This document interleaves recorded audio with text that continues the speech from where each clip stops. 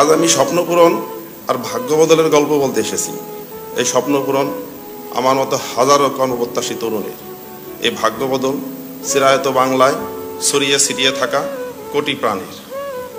মাননীয় প্রধানমন্ত্রী, আমি এসেছি ফরিদপুর জেলার শুভারমপুর গ্রামের ভূমিহীন এক কৃষক পরিবার থেকে।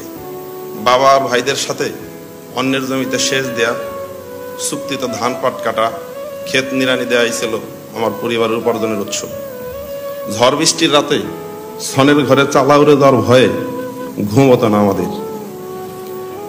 সেই আমারই ইচ্ছা ছিল প্রকৌশলী হবার, কিন্তু বিজ্ঞান বিভাগে পড়াশোনার খরচ চালিয়ে যেতে পারবো কিনা সেই আশঙ্কা ছিল। আমার ইঞ্জিনিয়ারিং পড়ার স্বপ্নটা প্রায় শেষই হতে যাচ্ছিল, যদি না রাজশাহী বিশ্ববিদ্যালয়ের ফলিত পদার্থবিজ্ঞান ও ইলেকট্রনিক ইঞ্জিনিয়ারিংয়ে পড়ার সুযোগ পেতাম। কেননা অর্থের অভাবে কেবল রাজশাহী বিশ্ববিদ্যালয় ছাড়া অন্য কোথাও ভর্তি ফর্ম তুলতে পারিনি। বিশ্ববিদ্যালয় প্রথম বর্ষে পড়ার সময় মাঝে মধ্যেই আমার ভাইয়ের সাথে আমাকে রাজমিস্ত্রির কাজে যেতে হতো। প্রাইভেট টিউশনই না পাওয়া পর্যন্ত প্রথম বর্ষের বেশিরভাগ সময় আমি সকালে নাস্তা করতে পারিনি। হলে 15 টাকায় দুপুরের খাবার এবং 12 টাকায় রাতের খাবার, এই মোট 27 টাকায় আমার দুবেলা খাবারের খরচ মিটত।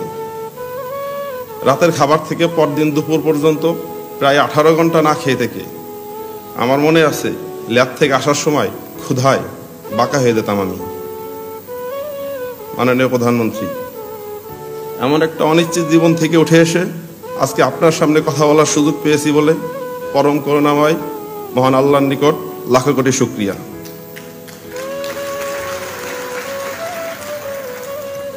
বিশ্ববিদ্যালয় পড়ুয়া অসংখ্য তরুণের মতো আমারও স্বপ্ন ছিল সিভিল সার্ভিসের চাকরি।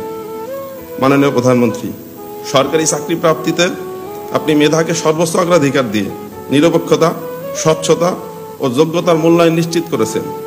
ফলে 40তম বিসিএস পরীক্ষায় উত্তীর্ণ হয়ে প্রজাতন্ত্রের কর্মচারী হিসাবে জনগণের সেবায় নিয়োজিত হবার সুযোগ পেয়ে মাননীয় প্রধানমন্ত্রী আপনাকে জানাই আন্তরিক কৃতজ্ঞতা। কিন্তু এখানেই গল্পের শেষ না। 2020 সালের আগস্ট মাসের 3 তারিখে আমার প্রথম চাকরিতে যোগদানের দিনই আব্বার ফুসফুসে ক্যান্সার ধরা পড়ে। এর 2 মাস আগে করোনা আক্রান্ত হয়ে আমার ভগ্নিপতি মারা যান। সন্তান সম্ভবা বোন আর তার 2 সন্তানের ঠাঁই হয়েছিল আমাদের পরিবারে। চরম আর্থিক সংকটে যখন আব্বার চিকিৎসা প্রায় বন্ধ, তখন আব্বার চিকিৎসার জন্য